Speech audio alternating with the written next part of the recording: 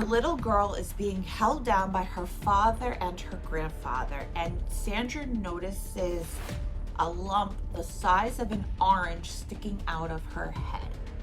Women standing in water filled with feces up to their waist. One woman had her bottom lip bit off and fed to one of the cats in the gym. Her body swelled up and it literally exploded. The woman was already gone and her insides were smoking. There was one guy who was walking around the room in front of me, and he was holding his fingers up to his head like that, and he kept looking at me and he kept laughing and he kept saying, you win, you bad, in Thai you die. Traveling abroad can be one of the best, most exciting, most beautiful experiences of your life. Getting to experience a new culture, check out the locals, see the sights that one may never see if they refuse to travel outside of their country. Everything about it is so new and so fun. But what everyone will tell you when traveling abroad, above all else, is to never break the laws in a different country, especially in Thailand. As beautiful as it is, the last place anyone should ever want to find themselves is behind the walls of a Thai prison. For one woman by the name of Sandra Gregory, she would find this out the very, very hard way. And we aren't talking about a petty crime here. We are talking about drug smuggling. And in Thailand, there is a zero tolerance policy when it comes to that. Hi guys, welcome or welcome back. Thank you so much for being here. It's so greatly appreciated. It truly, truly is. Before we get started, let me give you my usual disclaimer. This video is for educational purposes only. Please do not take what I say as fact. Please always do your own research and come to your own conclusions. Next, if you have not liked, subscribed, or commented yet, please consider doing so because it really helps me out and I really, really appreciate it. So, Sandra Gregory. She was born on May 30th, 1965 in a place called Minchinhampton, Gloucester. Although she would end up moving to Hollingbourne, Kent when she was just 6 months old. Hollingbourne is described as quintessential Middle England. The people who live there spend the majority of their time making jams and pies, swapping recipes with neighbors, and attending the village fete. For context, the village fete is described as a community event that is held in rural areas and combines the elements of a fair, a celebration, and a fundraiser. Sandra grew up in a very loving working class home with her dad Stan, who was an engineer, and her mom Doreen, who was a nurse. She also had a brother that she describes as her hero. Her mom, who was originally from Scotland, met dad in London while she was completing her nursing degree, and they married very shortly after meeting. Sandra's parents would continue to move her around a lot while she was growing up. And I know some of you guys hate hearing about childhood, but please bear with me because it's not going to be much longer and it's actually an important part to the story. Because dare I say, without all the moving around Sandra did, her story may have ended up very differently. And that is in no way, shape, or form blaming her parents for anything.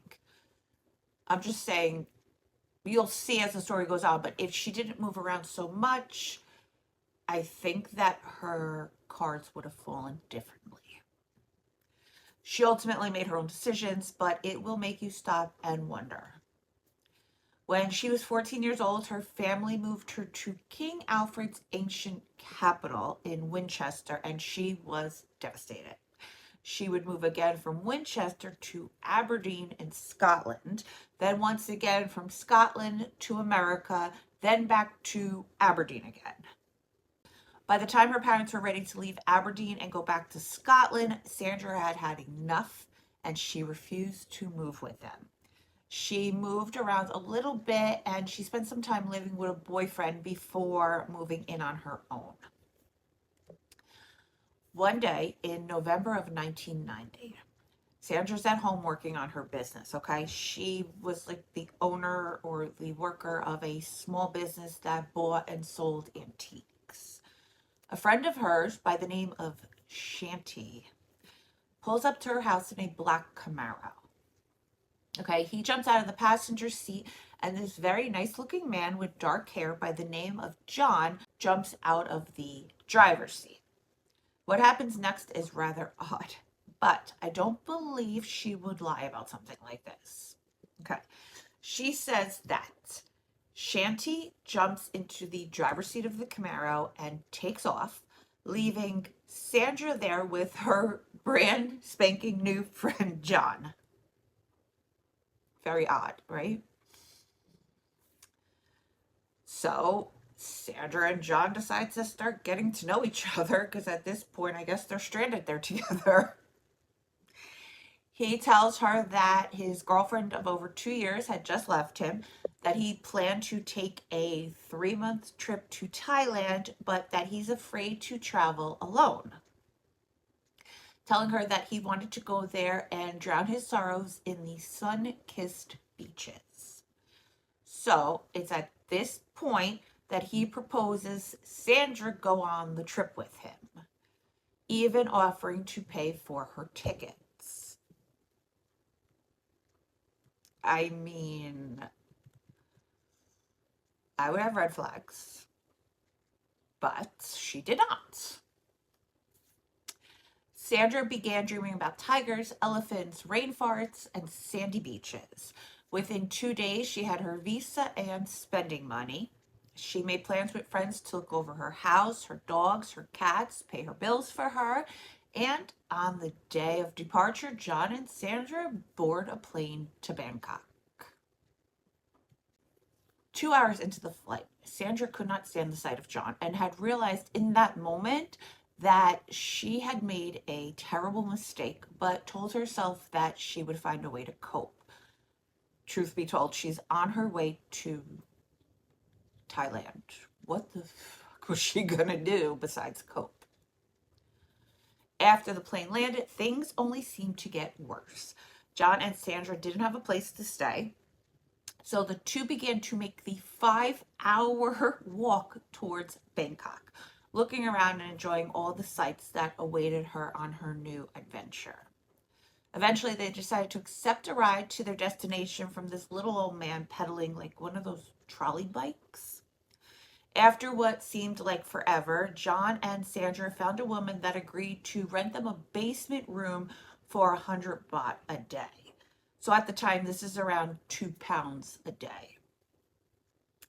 After what seemed like a never-ending night, John said that he was going to buy a plane ticket south to go to the islands. Sandra couldn't afford the flight at the time, so she declines the invitation.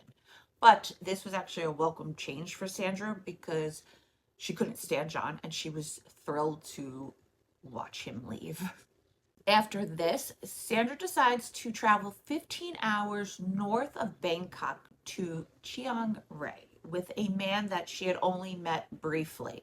So one thing we know is that this chick loves to travel to random places with random men that she doesn't really know. And that's not even shade. But maybe it's a little bit of shade. But I'm not even trying to be nasty here. It is the truth. It's a miracle that nothing really bad ever happened to this chick prior to making the dumbest decision of her life.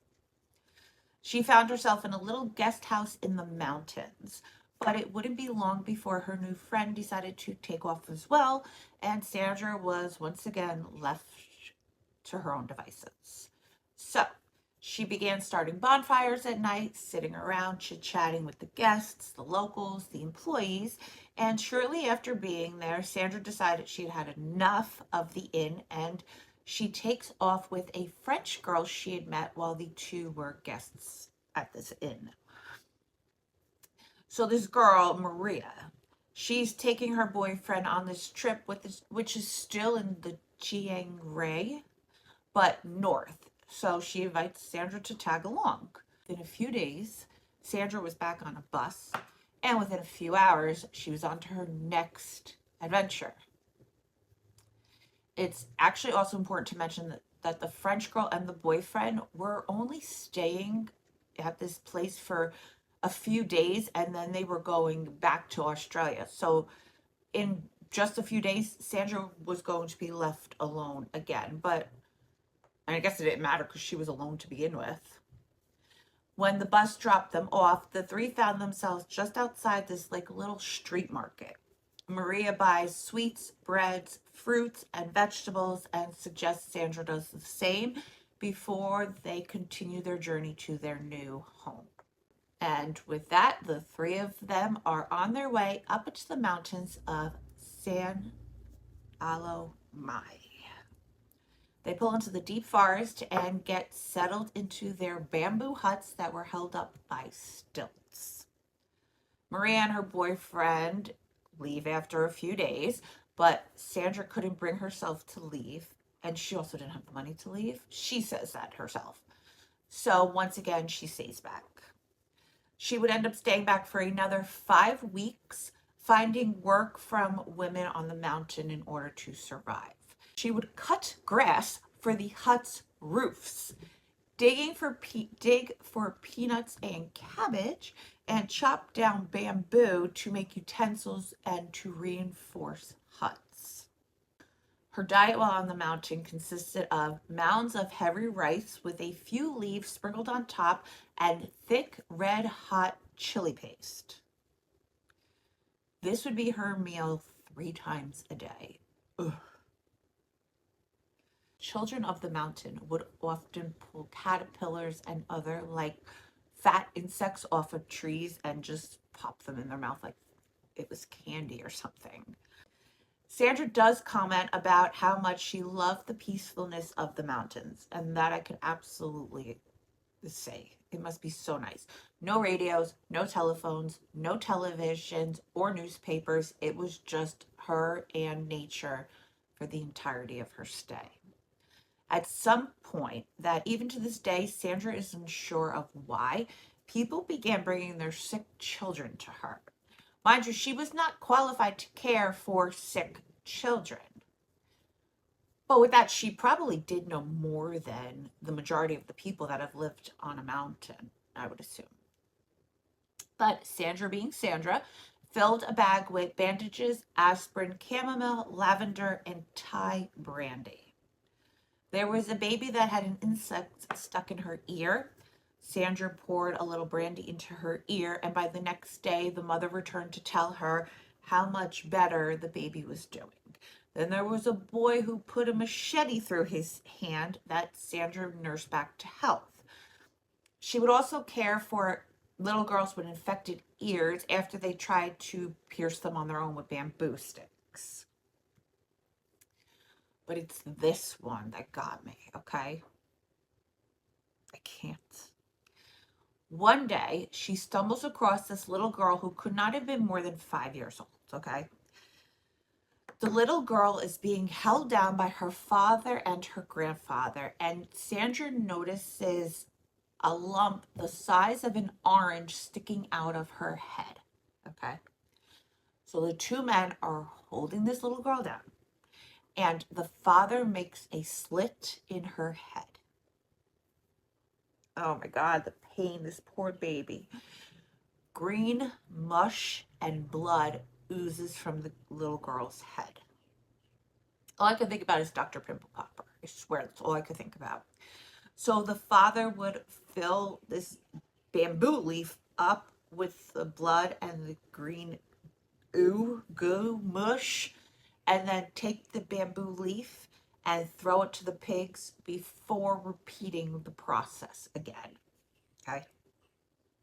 When they were done, the two men laid the little girl down with a wide open wound. Sandra insists that the father must take this little girl to the hospital. Thankfully, just a few days later, the little girl would be back at the village, running around and being the kid that she was meant to be. Crazy. How, oh my God, that poor thing must have been in so much pain. Because if they were using Sandra as their doctor, then I'm going to assume that that little girl did not have any kind of numbing. 3 months after leaving England, Sandra found herself sitting in her bungalow on the island of Koh Samui. The thought of Sandra having to go back home at this time was just dreadful for her. She did not want to leave. She was not ready to leave yet. I can promise you, in just a short period of time, she would have given anything to be back in England. I could promise you that much. Money was once again running out, so Sandra decided to head back to Bangkok for a little while to try and earn money. Sorry, I have an itch. So Sandra decided to go back to Bangkok for a little while to earn money teaching English to Thai children. During this time, she briefly dates a man by the name of Hurley Scroggins. Her brother and his wife decide to have a baby. A friend of hers named Carolina tried to persuade her on at least 2 separate occasions to smuggle gold, and then eventually smuggle a person, will take a person to Tokyo for them. A proposition that Sandra chose to decline each and every time. So the fact that she took the bait of Robert Locke is a little mind-blowing to me. But let's jump ahead to the point where she meets Robert Locke and the course of her life changes forever. A few months into her stay, Sandra meets a man by the name of Robert Locke. Robert would be a guest in another bungalow very close to Sandra's, okay? So he's a good-looking man, a little dark, a little mysterious, but handsome. She and Robert would sip tea outside one of Bangkok's sandwich shops, and he begins telling her about his planned trip to Japan and asks her if she would be willing to take a package to Japan for him, and then tells her that he'll give her $1,000 to do so. At this point, Sandra doesn't have money, okay?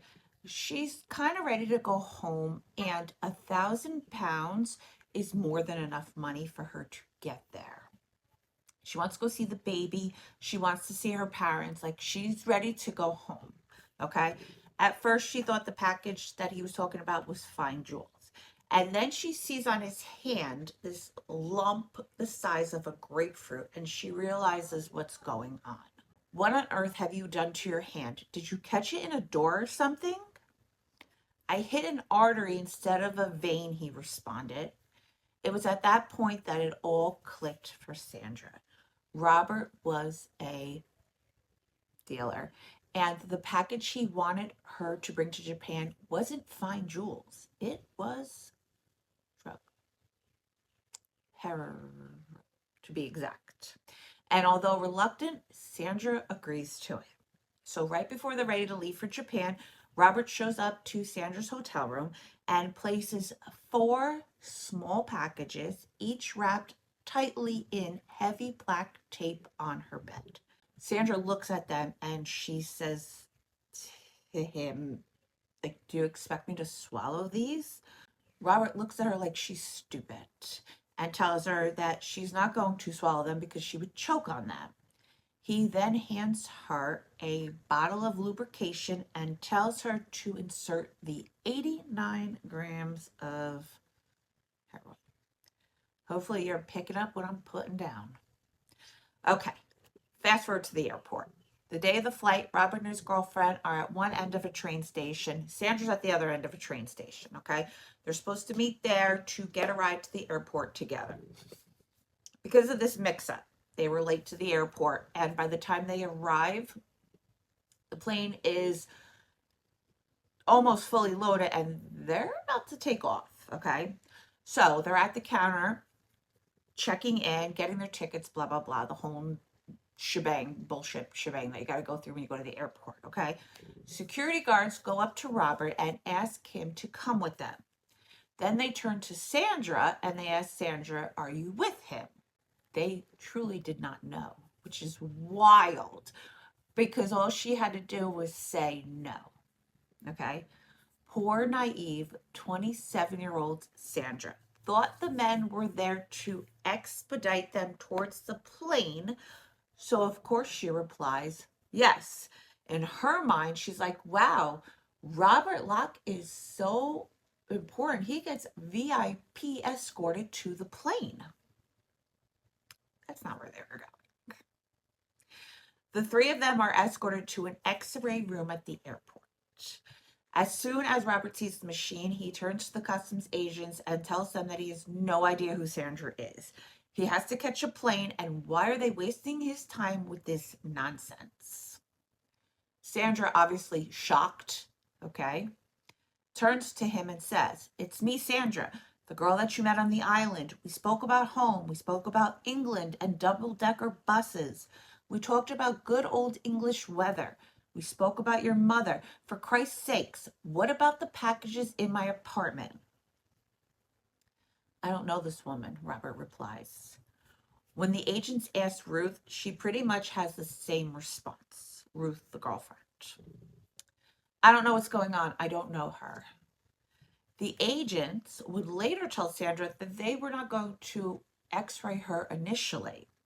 They told her that while the x-rays were happening, they had an agent watching her, and he noticed that she could not keep her eyes focused for more than 4 seconds, telling her, we would not have x-rayed you if your eyes didn't give you away.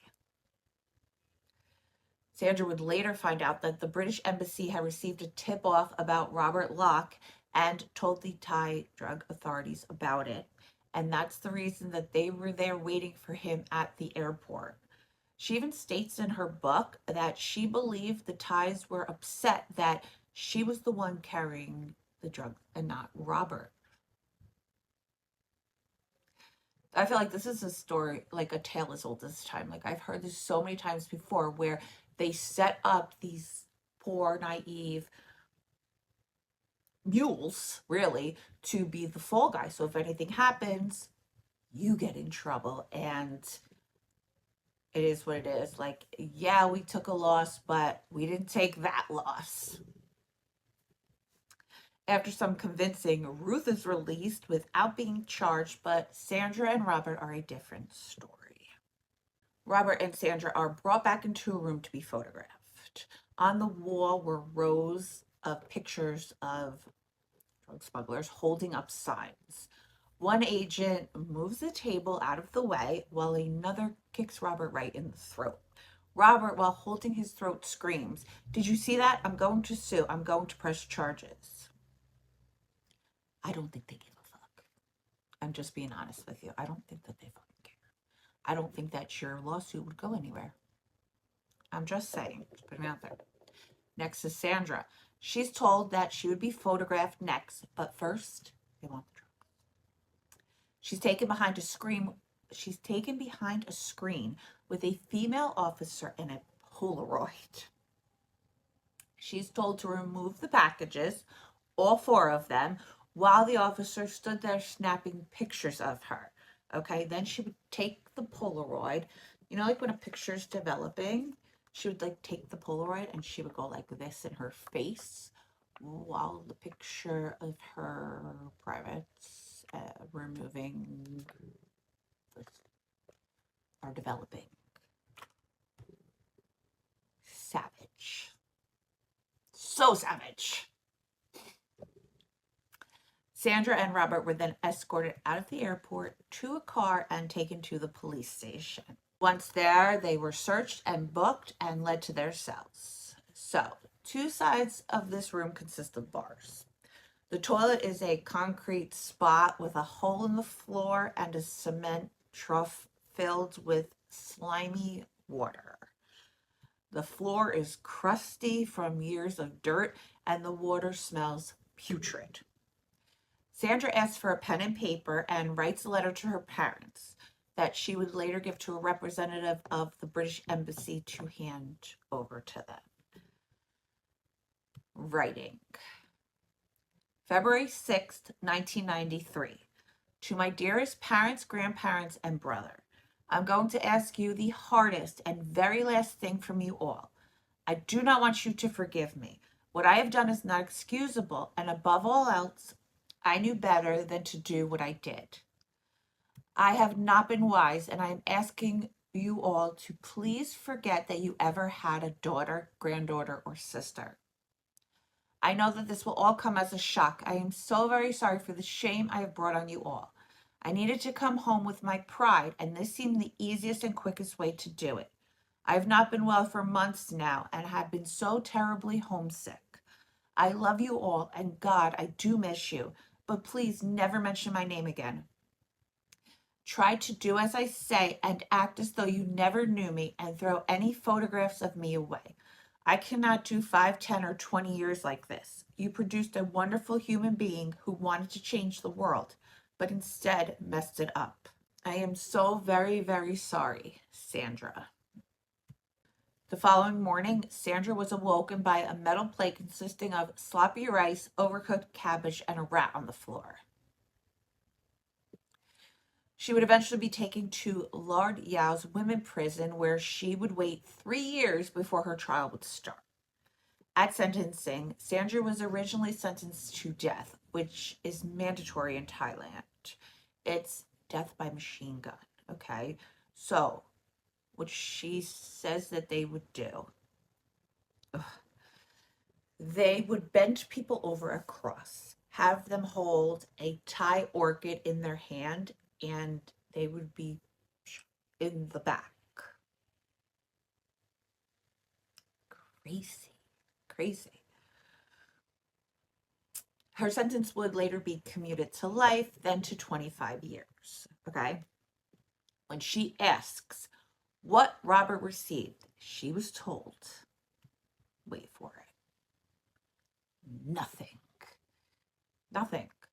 He was released and going home while Sandra was left to rot in a Thai jail. Not that I'm condoning what she did, but Robert Locke should have never ever been released. It was a sobbing Sandra Gregory who arrived at court to hear her fate almost exactly 3 years after she was arrested trying to smuggle 3.5 ounces of through Bangkok airport. She was bundled into the court cells, still protesting they were not her drugs. In evidence, Gregory claimed the heroin belonged to her co-accused Robert Locke from Cambridge. No drugs were found on him. After a 10-minute hearing conducted in the Thai language, Gregory had her sentence confirmed by a translator. To my parents, I'm so sorry. I'm so sorry to my family. Really, I am. I'm so sorry. Sandra Gregory is about to leave this holding cell for what could be a long period in a Thai jail. Her only hope, an appeal or intervention by the British Prime Minister John Major, and that's thought unlikely. It's not fair. Why are they doing this to me? As she was driven away to prison, her last thoughts were of her family. 22 more years. I'm going to be an old woman before I see them. And I told the truth. I never lied in this whole case. I never lied. But he lied and he goes home. Is that fair? For what? Mark Austin, ITN, Bangkok. Sandra tells a story about 2 British teens, Karen Smith and Patricia Cahill. In 1990, Karen and Patricia met a man in a Birmingham nightclub who offered to pay for their trips to Thailand. But of course, just like anything else, this is coming with a price. They had to bring 70 pounds of heroin with them. When they were stopped, authorities found 70 pounds of powder hidden in shampoo bottles and biscuit tins with a street value of $4 million. That's a lot of drugs. When the girls were stopped, they claimed that they thought the packages contained sweets and toiletries. The girls were sentenced to death, but were later released in 1993 after a royal pardon. And that pretty much seems to be what happens here. Basically, you get sentenced to death, and then usually it's commuted to life, and then sometimes it's commuted to like anywhere between 25 to 35 years, unless you can get a royal pardon, which seemed to happen with a bunch of the stories that she has told in her book. The exterior of the jail is covered by men holding rifles, and Sandra does say that she thought about escaping, but that a Thai guard let her know in know on certain terms that if you try to escape a jail in Thailand, they do not shoot to kill you. They shoot you in your leg so that you're still forced to finish out the rest of your sentence. In other words, if you're going to die in a Thai jail, you're going to die on their terms, not yours. You're going to die when they want you to, not when you decide that you've had enough of your sentence. And to be completely honest, that seems right on brand for them. "Welcome to Bangkok Hilton," one guard said to her. She's given a small stained sandbag to use as a pillow, and she's brought over to a slimy green concrete area to wash directly over a blue tiled water tank inside of the ground. At night, there's like, no, maybe camps is the word I want to use. Pods. Let's go with pods. This is the word that I want to use. So each pod is around 70 to 120 women, okay? And they're sleeping in this like enclosed block on concrete stilts. Each woman is given two linoleum squares on the floor as their bed. So it should come as no surprise that when a new prisoner comes onto the scene, it pisses off the women in that pod, because now they're losing about 15 inches of space with every new body that's placed in their row. Some women would sleep sitting up, others slept in the toilet, while some barely slept at all. She compares her sleeping conditions to everyone lying in a crowded train side by side, no more than 2 carriages for 4 years. Saying, "Prison is not like the movies or television dramas. It's far more insane, terrible, and disgusting than any of those." So Karen takes Sandra for a tour of the jail. She spots these miserable looking girls dragging wooden poles with batons attached to them at the ends along the sewers. Women standing in water filled with feces up to their waist.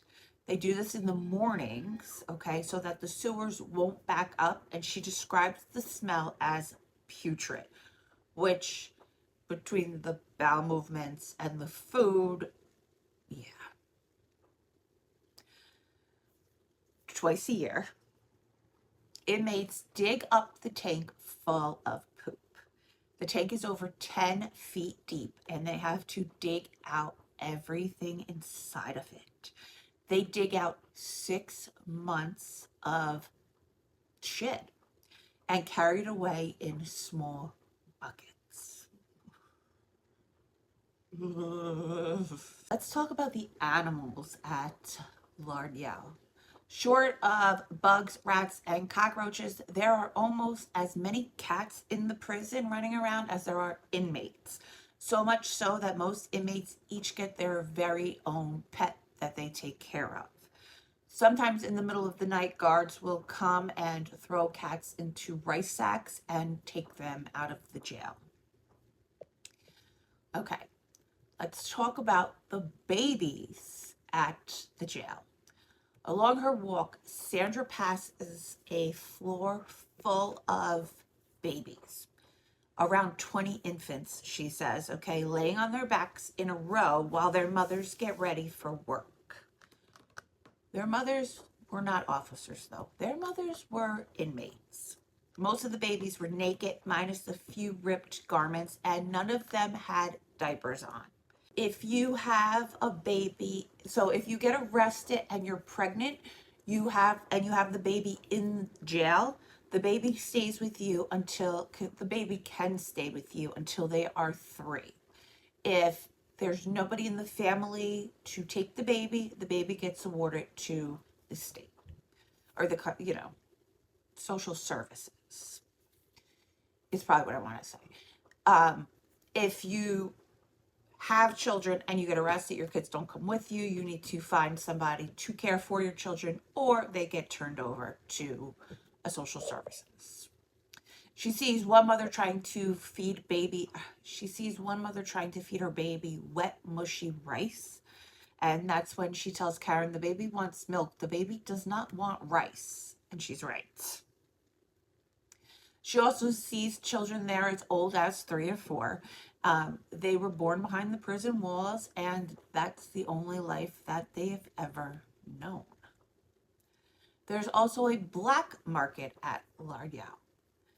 The black market runs just like a bookie business, okay? They loan you money at an interest rate to buy goods such as hot water for tea, drugs, small knives, radios, cigarettes, and pills, among other things. But just like any other business, you need to pay the bill. And if you don't, shit happens. One woman had her bottom lip bit off and fed to one of the cats in the jail. In another incident, a woman was beat senselessly for not paying. Okay, let's talk about the lights at Lardau. The lights were left on 24/7. You would have to watch people going at it right next to you because, again, we're talking 70 to 120 women just lined up in a row. So, yeah. And she is basically saying you are going to watch prisoner on prisoner, guard on prisoner, guard on guard. Basically, you pick the combination, you're going to see it. Oh my God. Okay, let's talk death at Lardau. One day, Sandra notices a gooey brown liquid coming from the ceiling and like pooling on the floor. 3 days prior to this, a woman had passed from AIDS and tuberculosis. Nobody was there to take the body away, which they call it the body snatchers. So they placed her in the ceiling in the meantime. Yeah, they placed her in the ceiling in the meantime. But because of the 100-degree heat in the ceiling, her body swelled up and it literally exploded. It exploded. So that goo that was falling was her exploded body. And I slightly wish she was making this one up. I don't think that she's making any of it up, if I'm being completely honest with you. Okay, let's talk about a killer at Lardau. Sandra slept next to a woman that killed her husband, chopped him up, and made him into fish food because her husband was paying way more attention to his girlfriend than her. Hell hath no fury like a woman scorned. Electrocuted. Every night, a female inmate would go down to the bathroom, grab a towel that was like hanging on one of the many pipes, and wipe down the bathroom floor because it was so disgusting. So, one particular evening, a girl takes a rag and she wets the rag. She wipes the floor and then she puts the rag back onto the pipe. Inside the pipe was a 220-volt live wire.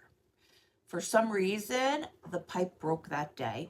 The girl's hand went through the pipe and she grabbed onto the wire while she was standing in a pool of water. Within a few minutes, sparks began to fly. The woman's girlfriend grabs a towel, wraps it around her, and pulls her out of the water and off of the pipe. But it was too late by then. The woman was already gone and her insides were smoking. The young girl's father drops the charges, saying that they looked at it as a very tough lesson that was learned. And after a cover-up was done by the officers, nobody was ever charged. Okay. The inmate with HIV. One morning, while Sandra's on her way to court, she passes this incredibly skinny, almost skeletal young girl in the jail. She later learns that when the girl's just 12 years old, her parents are given a loan, and in exchange, their daughter would work off their debt. So their 12-year-old would work off their debt for their loan at a factory in Bangkok. But instead of a factory, she was made to work in a brothel. At the age of 15, she would contract HIV from selling her body. Shortly after that, she would develop a heroin addiction and full-blown AIDS. She found herself in the jail after being arrested with less than a fifth of a gram of heroin. Sandra watched this girl get sicker and sicker while being refused medical treatment until eventually she passed. The Thais looked at her passing as karma, believing that she got what she deserved because of what she had done. So here's the thing with the Thais. They see drug smuggling as a worse crime than murder. Because in their eyes, okay, I'm still trying to wrap my head around this one, but in their eyes, they see if you are smuggling and dealing the drugs, that you are hurting a bunch of people. If you murder somebody, you're only really hurting one person, which is not true anyway, because you're destroying an entire family, probably two, your own and the victim's family, but no, they do not like drug smugglers or drug dealers because they feel like you are destroying a lot of people's lives, which you are, but really? All right, Carolina Johnson. Do you guys remember the beginning when I told you about the friend, Sandra's friend, who tried to get her to smuggle gold and then eventually tried to get her to smuggle people?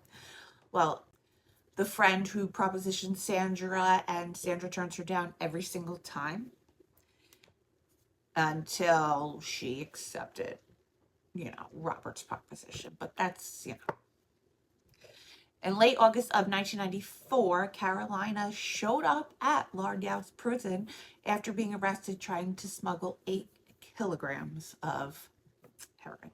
She was given a death sentence that was later commuted to 35 years in prison.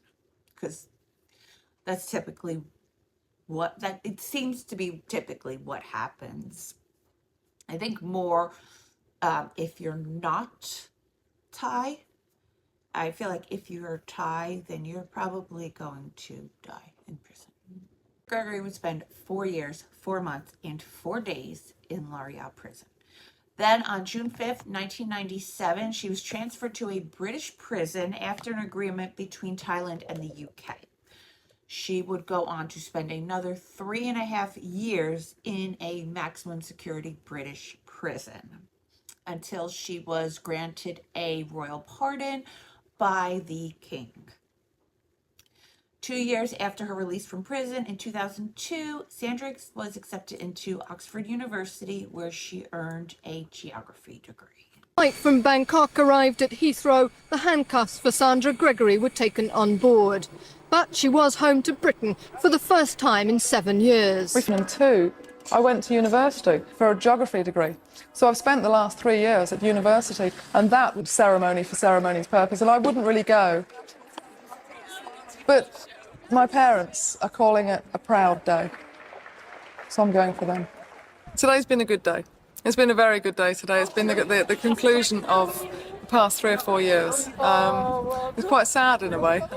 Yeah, I think finally I've done something to make my father proud. In the book. So he didn't forget that he had a daughter. He's actually quite proud of her, which is nice. I know I'm a bit old to be caring what my father thinks, but I do still care what he thinks, because he's a good guy and it's nice to see him happy. And I'm happy with me as well. Well, for many years, I'm afraid, she was a pain in the neck.